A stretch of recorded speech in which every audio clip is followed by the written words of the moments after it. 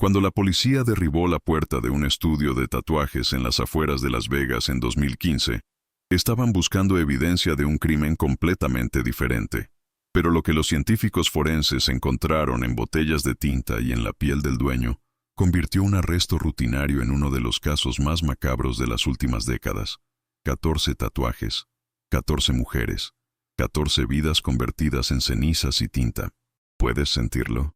Ese escalofrío que recorre tu columna cuando comprendes que el horror no siempre tiene la forma que esperas, que a veces el monstruo no está escondido en las sombras, sino sentado frente a ti en una silla de tatuador, con agujas en la mano y retratos de mujeres muertas grabados en su propia piel, que a veces llevamos a los desaparecidos no en nuestra memoria, sino literalmente bajo nuestra piel, mezclados con pigmento negro y sangre seca. Esta no es una historia sobre un crimen. Es una historia sobre cómo desaparecer de la vida sin que nadie note tu ausencia. Sobre cómo ser tan invisible que cuando te conviertes en cenizas, el mundo sigue girando como si nunca hubieras existido. Sobre un hombre que encontró una forma de preservar a sus víctimas que desafía toda lógica y toda humanidad. Y sobre Jessica Ray, 22 años, que un día de agosto de 1996, levantó el pulgar en una gasolinera de Nevada sin saber que su próximo viaje sería su último. Si esta introducción ya te puso la piel de gallina, dale me gusta ahora y suscríbete, porque lo que voy a contarte no es solo sobre cómo murió Jessica, es sobre los 19 años que pasaron antes de que alguien supiera que había muerto. Y esos 19 años de silencio son más aterradores que cualquier acto de violencia. Vamos juntos en esto, porque necesito saber que no estoy solo mirando al abismo. 26 de agosto de 1996. Jessica Ray se detuvo en una pequeña gasolinera en los suburbios de Reno, Nevada. Eran alrededor de las 2 de la tarde. Compró una botella de agua y una bolsa de papas fritas. Pagó con cambio suelto y caminó de regreso al estacionamiento donde se paró con su mochila cerca de la entrada a la autopista.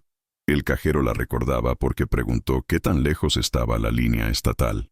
Él respondió que eran unas 2 horas en autos y tenía suerte de conseguir un aventón. Jessica asintió. Dijo gracias y se dirigió al lado del camino. Esa fue la última vez que fue vista con vida. Jessica trabajaba como mesera en un pequeño café en Sacramento, California. Rentaba un cuarto en un apartamento compartido con 2 chicas con las que casi nunca hablaba. Era callada, poco sociable. Se mantenía para sí misma. No tenía amigos cercanos ni familia cerca. Sus padres se divorciaron cuando ella tenía 14 años. Su madre se mudó a Oregón y rara vez llamaba. Su padre murió de un ataque cardíaco un año después del divorcio. Jessica creció con su tía en Fresno, pero después de graduarse de la preparatoria, se fue y nunca regresó. Vivió en Sacramento durante 3 años, trabajando, ahorrando dinero, soñando con mudarse a algún lugar del este, tal vez Colorado o Utah. Les dijo a sus compañeros de trabajo que quería ver montañas reales, no las colinas de California. El 22 de agosto, 4 días antes de su desaparición, Jessica no se presentó al trabajo. El gerente del café llamó a su casa, pero nadie respondió.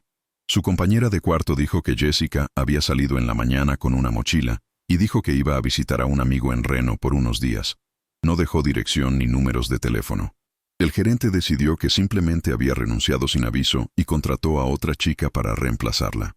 Cuando sus compañeras de cuarto descubrieron una semana después que Jessica todavía no aparecía, llamaron a la policía. Pero una mujer adulta que había rentado un cuarto y se había ido voluntariamente no despertó mucho interés. El oficial de guardia registró la información y dijo que si no aparecía en un mes, podrían presentar un reporte oficial de persona desaparecida.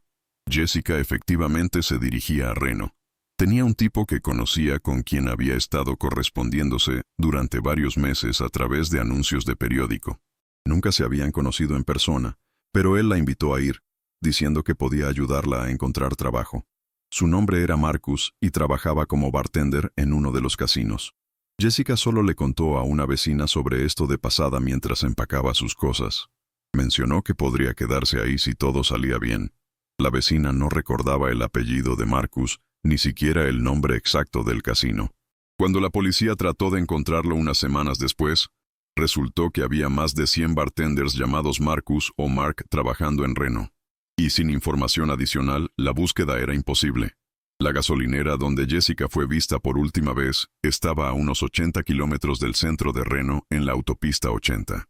Era un edificio pequeño con 2 bombas de gasolina, una tienda pequeña y un baño. El dueño, un hombre mayor llamado Walter, había estado manejando la estación durante 20 años y conocía bien a los locales. Jessica era solo otra viajera para él, el tipo que veía todos los días. Jóvenes haciendo autostop a través de Nevada en busca de trabajo o una vida mejor. No prestó atención a en qué auto se subió. Ni siquiera notó cuándo se fue. No había cámaras en la gasolinera. Lo único que recordó después, cuando la policía lo interrogó en el otoño de ese año, fue que hacía calor ese día, alrededor de 38 grados, y había varios autos en el estacionamiento. Una camioneta, un par de autos, una van, nada más específico. Septiembre pasó sin noticias. Las vecinas de Jessica clasificaron sus pertenencias, dejando solo lo esencial, y rentaron el cuarto a otra chica. Nadie más llamó a la policía. El caso de persona desaparecida nunca fue oficialmente abierto. Jessica Ray simplemente desapareció de la vida como si nunca hubiera existido, sin parientes que pudieran insistir en una investigación, sin amigos que dieran la alarma. Solo un nombre en el archivo de personas desaparecidas, que con el tiempo fue enterrado bajo miles de otros nombres. 19 años pasaron. Durante ese tiempo, Nevada cambió. Reno creció. La gasolinera donde Jessica fue vista por última vez cambió de dueños y fue demolida para dar paso a un nuevo lavado de autos. Sus vecinas se mudaron. El gerente del café murió de cáncer, y Marcus, si alguna vez existió, había desaparecido de la vista hacía mucho tiempo. Nadie recordaba a Jessica Ray. Nadie excepto una persona. En marzo de 2015 en Las Vegas, en un área residencial al norte del Strip, ocurrió un incidente que llamó la atención de la policía. Una mujer llamada Carol Mitchell presentó un reporte contra su expareja, el tatuador Damon Crowe. Afirmaba que él la había retenido contra su voluntad en su casa durante 2 días y la había amenazado con matarla. Damon fue arrestado bajo cargos de encarcelamiento ilegal y asalto. Tenía 47 años y trabajaba en su propio estudio de tatuajes, un pequeño cuarto en el primer piso de un edificio residencial. Los vecinos dijeron que era callado, retraído, apenas socializaba con nadie. El estudio abría irregularmente y tenía pocos clientes. Carol le dijo a la policía que había estado saliendo con Damon durante aproximadamente 1 año. Se conocieron en un bar. Él era encantador e interesante, pero con el tiempo se volvió controlador y agresivo. Ella intentó romper con él, pero él no la dejaba ir. Esa noche, cuando fue a su lugar a recoger sus cosas, él cerró la puerta con llave y no la dejó salir. La mantuvo en el apartamento durante 2 días, gritando y amenazándola, y luego de repente la dejó ir y le dijo que era mejor para ella quedarse callada. Carol inmediatamente fue a la policía. Cuando los oficiales llegaron con una orden de registro a la casa de Damon, encontraron un desastre. Platos sucios, botellas vacías. En el salón del primer piso había 2 sillas, una mesa con herramientas, un gabinete de vidrio con tinta y un esterilizador. Todo se veía normal para un pequeño salón privado, pero el detective que condujo la inspección notó una rareza. En las paredes colgaban fotografías del trabajo de Damon, tatuajes en diferentes partes del cuerpo.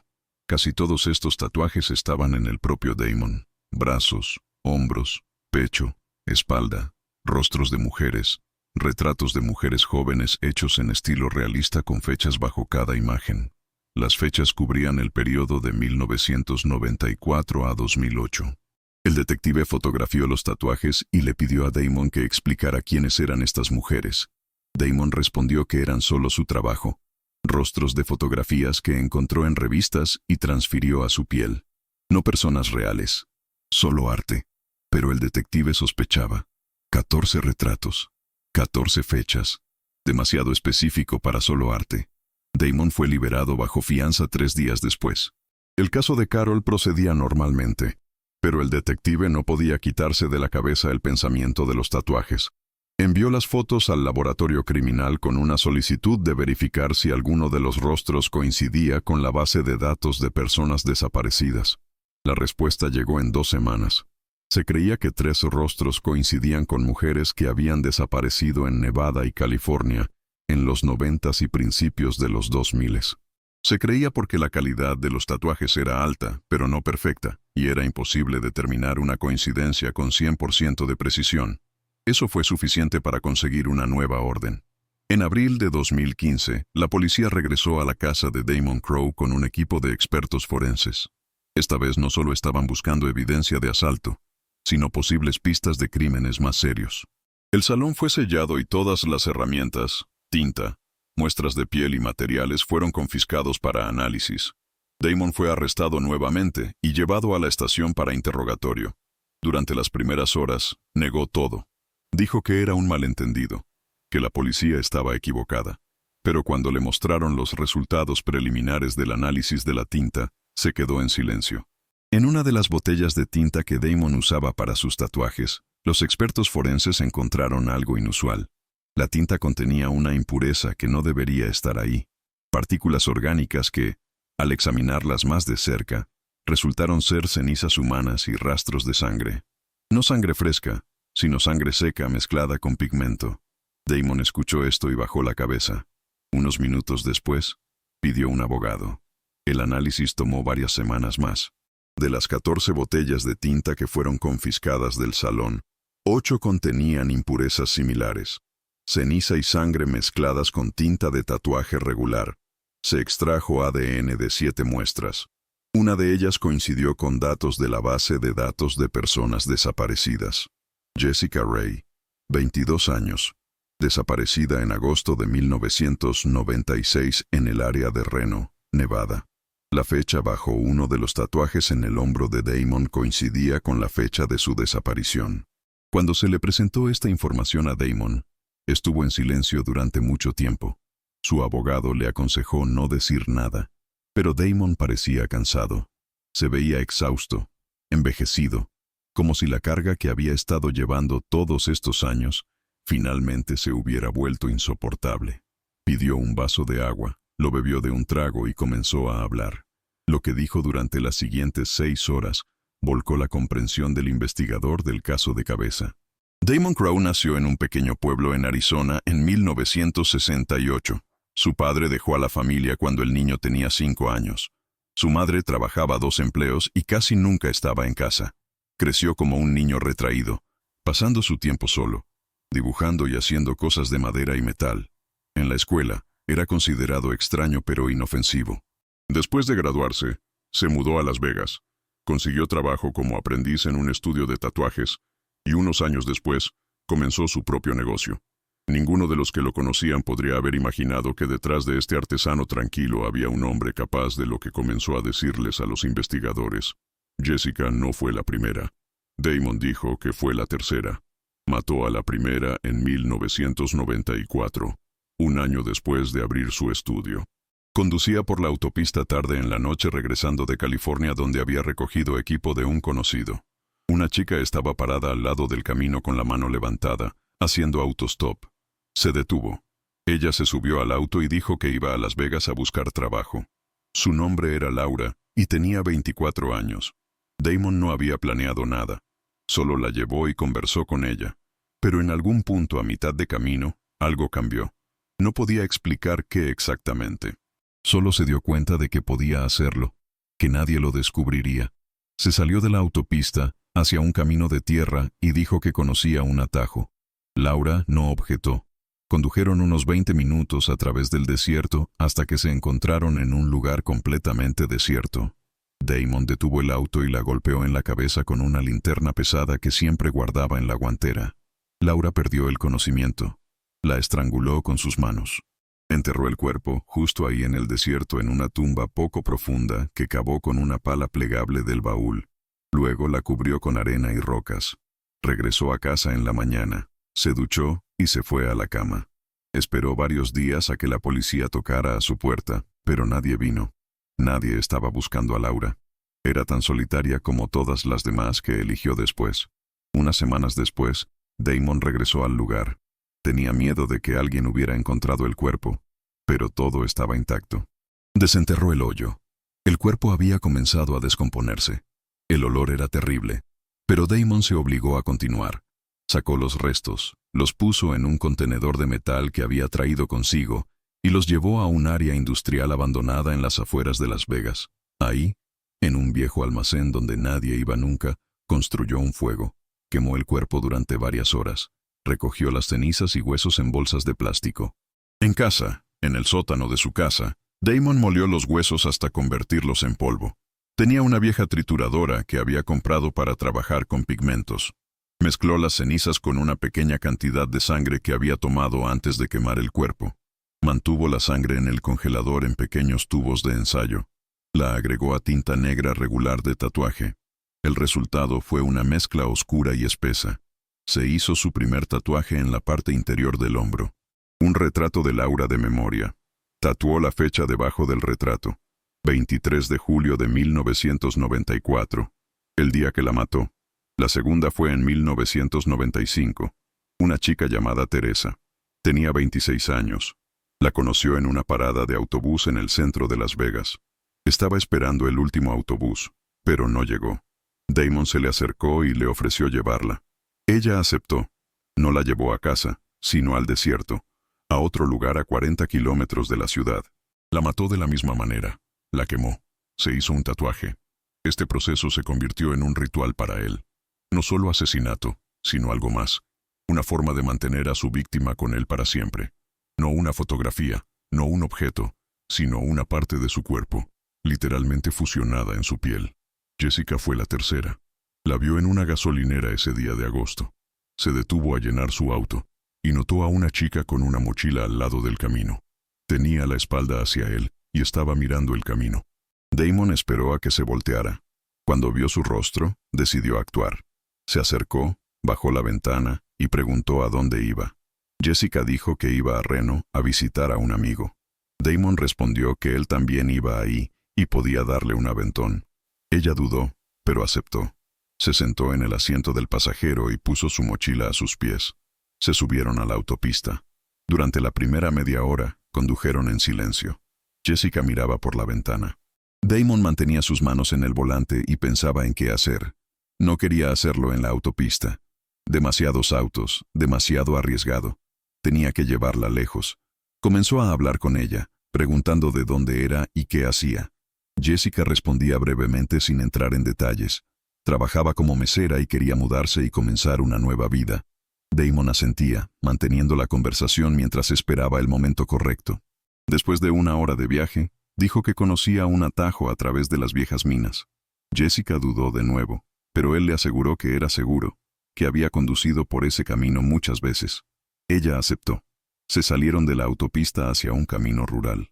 El camino serpenteaba a través de colinas, pasando edificios abandonados y torres oxidadas. No había autos. Damon condujo durante unos 30 minutos hasta que vio el lugar que estaba buscando. Un viejo roble estaba solo en medio de un lecho de río seco. Había pasado por este árbol muchas veces, y sabía que nadie venía nunca aquí. Detuvo el auto bajo el árbol y dijo que necesitaba revisar la llanta, que parecía estar desinflada. Salió y caminó alrededor del auto. Jessica también salió y se estiró después del largo viaje. Damon se acercó por detrás, sacó una cuerda que había preparado de antemano de su bolsillo y la lanzó alrededor de su cuello. Jessica trató de gritar, pero él apretó el nudo. Ella luchó durante unos minutos, arañando sus manos, tratando de liberarse. Luego se puso flácida. Damon puso el cuerpo en el baúl y lo cubrió con una manta vieja. Regresó por la mochila de Jessica y también la tomó. La tiró después en su camino a casa en un contenedor de basura detrás de una gasolinera. La mochila fue encontrada unos días después, pero nadie la conectó con la desaparición porque no había un reporte oficial de la desaparición de Jessica en ese momento.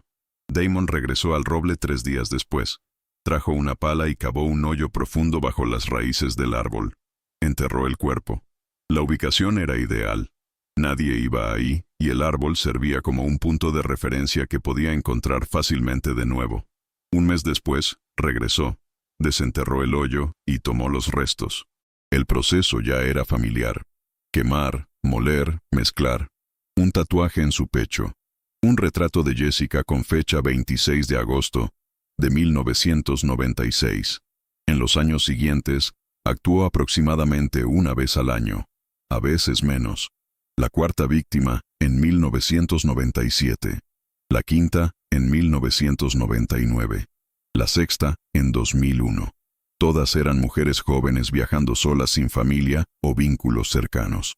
Damon las elegía deliberadamente. Sabía que nadie las buscaría. Desaparecían y el mundo continuaba girando como si nunca hubieran existido. Las recogía en paradas de autobús, gasolineras, estacionamientos de tiendas. Siempre ofrecía llevarlas. Siempre era educado y calmado. Nunca despertaba sospechas. El roble se convirtió en su lugar. Enterró a todas sus víctimas bajo las raíces de ese árbol. Primero las enterraba. Luego regresaba unas semanas después cuando la descomposición había avanzado lo suficiente y tomaba los restos. Cada vez se volvía más fácil. Dejó de tener miedo. Dejó de sentir asco. Se convirtió en trabajo, una rutina, asesinato, entierro, exhumación, cremación, tatuaje. El ciclo se repetía una y otra vez. Para 2008, había 14 retratos en su cuerpo. 14 mujeres que había convertido en cenizas y tinta. No podía explicar a los investigadores por qué necesitaba hacer esto. Dijo que era una forma de preservarlas, que se convertían en parte de él para siempre, que recordaba a cada una, cada rostro, cada voz, que los tatuajes no eran solo dibujos, sino monumentos. Los investigadores escuchaban y tomaban notas. Los psiquiatras que estaban presentes en el interrogatorio tomaban notas. Damon hablaba en una voz uniforme sin emoción, como si estuviera hablando de algo mundano. A veces hacía pausas, pedía agua, luego continuaba. Describió a cada víctima, cada lugar donde las había llevado. Nombró a las que recordaba: Laura, Teresa, Jessica, Marta, Cristina, Ashley, Vanessa. No sabía los nombres del resto. No habían tenido tiempo de presentarse, o no los había recordado, pero recordaba todos sus rostros. Los detalles de los tatuajes coincidían con las descripciones. Los investigadores se dieron cuenta de que estaba diciendo la verdad. Los 14 tatuajes eran personas reales, 14 vidas que había tomado. Cuando terminó su historia, la habitación cayó en silencio. El detective que conducía el interrogatorio preguntó dónde exactamente estaba ubicado el roble. Damon describió el lugar. Dijo que desde la autopista había que girar hacia un camino de tierra cerca de una vieja torre de agua, conducir 25 kilómetros al norte, luego girar a la derecha en una gran roca que parecía un oso acostado. El árbol está solo en medio de un lecho de río seco. Es fácil de encontrar ya que no hay otros árboles por kilómetros alrededor. La policía organizó una expedición. A principios de mayo de 2015, un grupo de investigadores, científicos forenses y especialistas en búsqueda de cuerpos fueron a la ubicación especificada. Damon fue con ellos, esposado y bajo escolta. Se sentó en silencio en el auto, mirando por la ventana. Cuando se detuvieron en el roble, asintió. Sí, es aquí mismo. El árbol era viejo y masivo con un tronco grueso y ramas extendidas. Sus raíces iban profundo en el suelo, formando pequeños montículos y huecos alrededor de la base. Los expertos forenses comenzaron su trabajo. Trajeron radar de penetración de suelo, detectores de metales y palas. Escanearon el suelo alrededor del árbol. El radar mostró varias anomalías bajo las raíces. Comenzaron a cavar. Los primeros restos fueron encontrados una hora después. Los huesos estaban parcialmente descompuestos y mezclados con tierra y raíces. Los expertos forenses trabajaron cuidadosamente, tamizando cada centímetro de tierra. Al final del día, habían encontrado fragmentos de 3 cuerpos más. Al día siguiente, el trabajo continuó. Cavaron más profundo y expandieron el perímetro. Encontraron más y más restos. Los huesos se habían mezclado a través de los años. Las raíces del árbol habían crecido a través de ellos, y la tierra se había asentado y comprimido todo en una sola masa.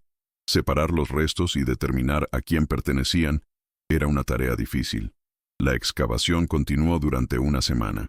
Al final, se recuperaron fragmentos de 14 esqueletos diferentes. Algunos estaban casi completos, otros estaban incompletos.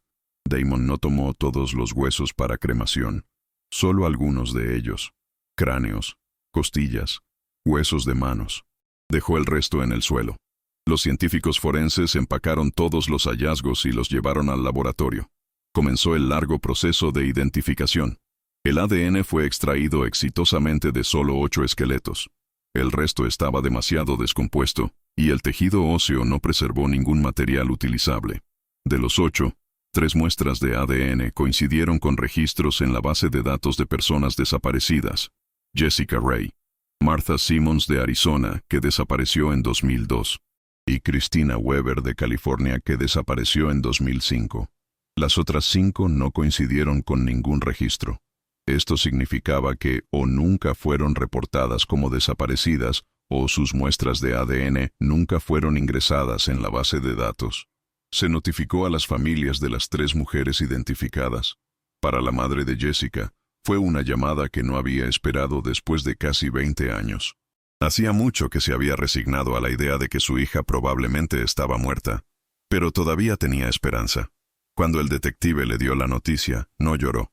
Solo se quedó sentada en silencio en el teléfono durante unos minutos.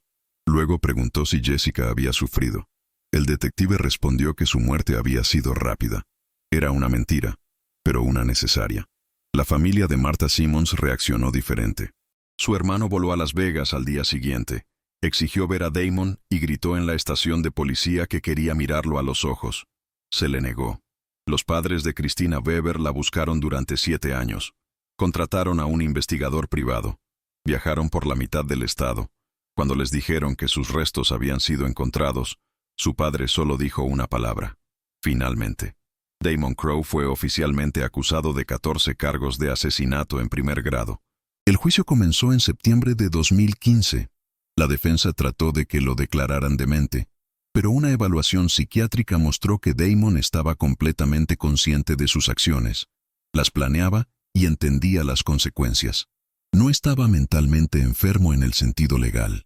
Era un asesino en serie que actuó metódicamente y deliberadamente durante 14 años. El juicio fue un proceso largo y doloroso.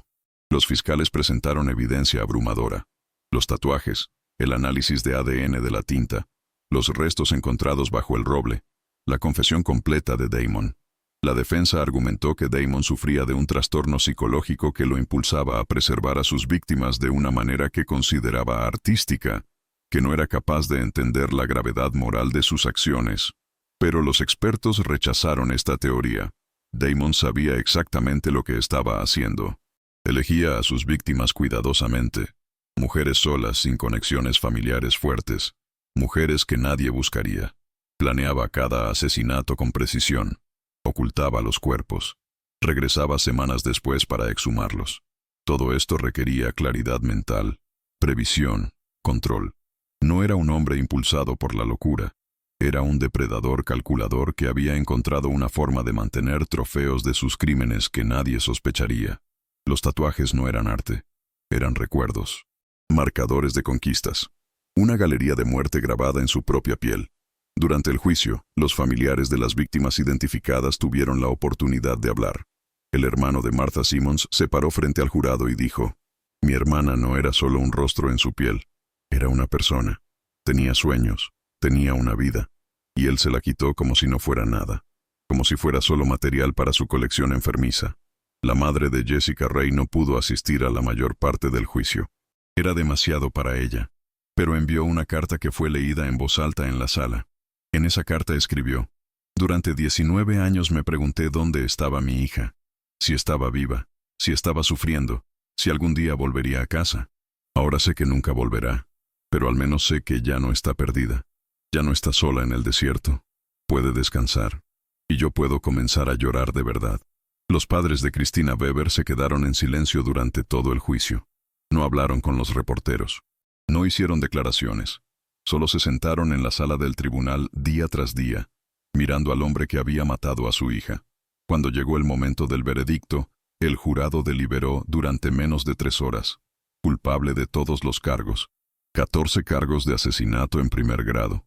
El juez sentenció a Damon Crowe a cadena perpetua sin posibilidad de libertad condicional. 14 cadenas perpetuas consecutivas. Damon escuchó la sentencia sin expresión. No lloró. No protestó. No mostró remordimiento. Solo asintió levemente cuando los guardias lo llevaron fuera de la sala. Actualmente Damon Crowe está cumpliendo su sentencia en una prisión de máxima seguridad en Nevada. Pasa la mayor parte de su tiempo en confinamiento solitario. Se niega a participar en programas de rehabilitación y tiene poco contacto con otros reclusos. Los psicólogos que trabajan con él notan que no muestra signos de arrepentimiento o cambio de corazón. Cuando le preguntan sobre sus crímenes, habla de ellos de la misma manera que hablaría de su trabajo como tatuador, con distanciamiento profesional, como si fueran proyectos completados. Los tatuajes permanecen en su piel. Las autoridades de la prisión consideraron removerlos quirúrgicamente, pero decidieron que no había razón legal para hacerlo. Son evidencia permanente, un recordatorio grabado en carne de lo que hizo, y tal vez, en cierto sentido retorcido, eso es apropiado. Porque Damon quería preservar a sus víctimas para siempre, y lo hizo. Solo que ahora está preservado con ellas en una celda de 2 por 3 metros por el resto de su vida. El caso de Damon Crowe provocó cambios significativos en cómo las autoridades manejan casos de personas desaparecidas, especialmente aquellas sin vínculos familiares fuertes. Jessica Ray, Martha Simmons, Christina Weber y las otras 11 mujeres desaparecieron porque nadie las buscó con suficiente insistencia. Porque el sistema asumió que eran adultas que habían elegido irse. Porque no había nadie que gritara lo suficientemente fuerte para que alguien escuchara. Después del juicio, Nevada implementó nuevas políticas. Ahora, cualquier reporte de persona desaparecida, sin importar la edad o las circunstancias, desencadena una investigación inmediata. Se creó una base de datos centralizada que cruza información entre estados. Se establecieron protocolos para recolectar muestras de ADN de familiares de personas desaparecidas para facilitar identificaciones futuras. Estos cambios llegaron demasiado tarde para Jessica y las demás, pero tal vez salvarán a alguien más. El roble donde Damon enterró a sus víctimas fue cortado por orden de las autoridades. El área fue sellada y convertida en un memorial no oficial. Ocasionalmente, la gente deja flores ahí, pequeños mensajes, fotografías, no solo para las 3 mujeres identificadas, sino para todas las 14, incluyendo las 9 que nunca fueron identificadas y cuyos nombres nadie conoce. Hay algo profundamente perturbador en eso. 9 mujeres que murieron, fueron quemadas, mezcladas en tinta y grabadas en la piel de su asesino, y nadie sabe quiénes eran. Nadie reportó su desaparición. Nadie las buscó. Nadie proporcionó muestras de ADN que pudieran haber llevado a su identificación. Desaparecieron de la vida tan completamente que ni siquiera la muerte les devolvió sus nombres. Los investigadores continúan trabajando en identificar a las 9 restantes.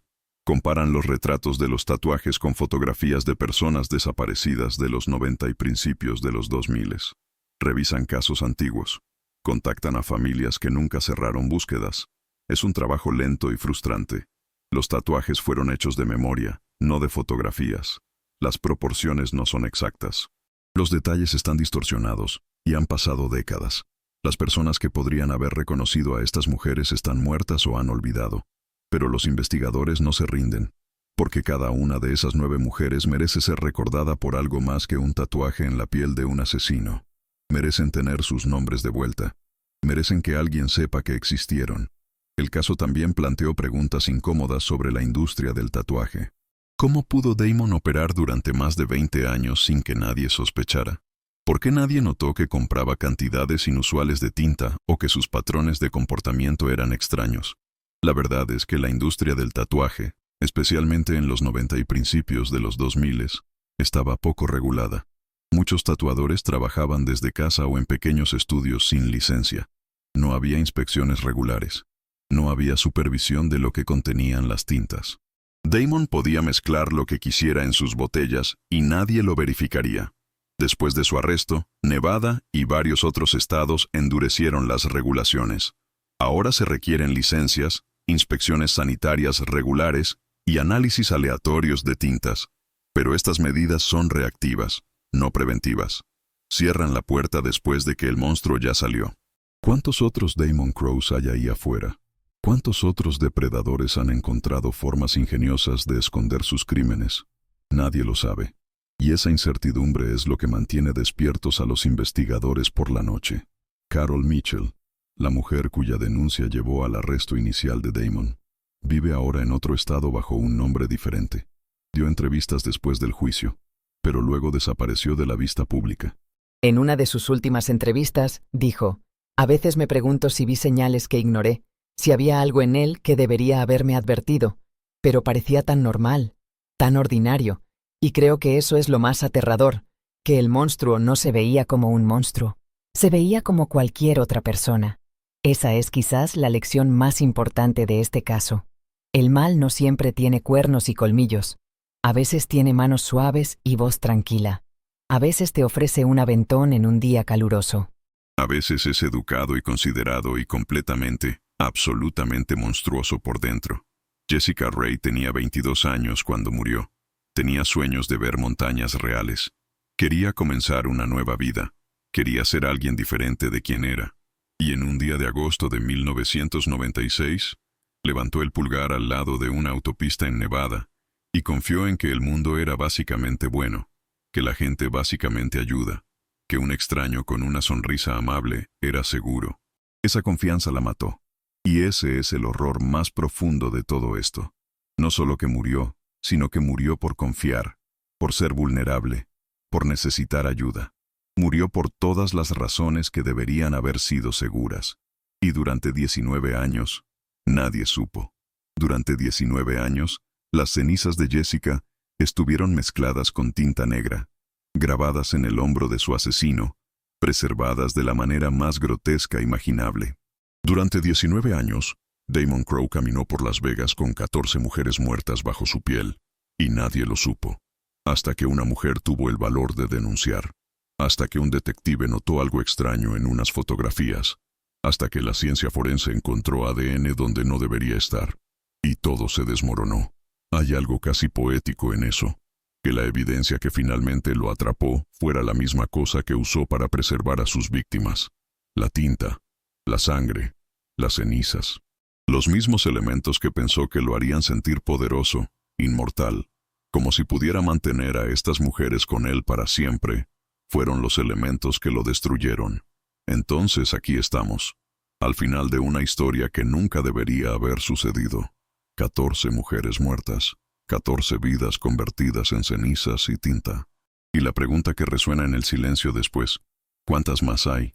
¿Cuántas Jessica Rays están ahí afuera ahora mismo, levantando el pulgar al lado de una carretera, confiando en que el próximo auto que se detenga será conducido por alguien bueno?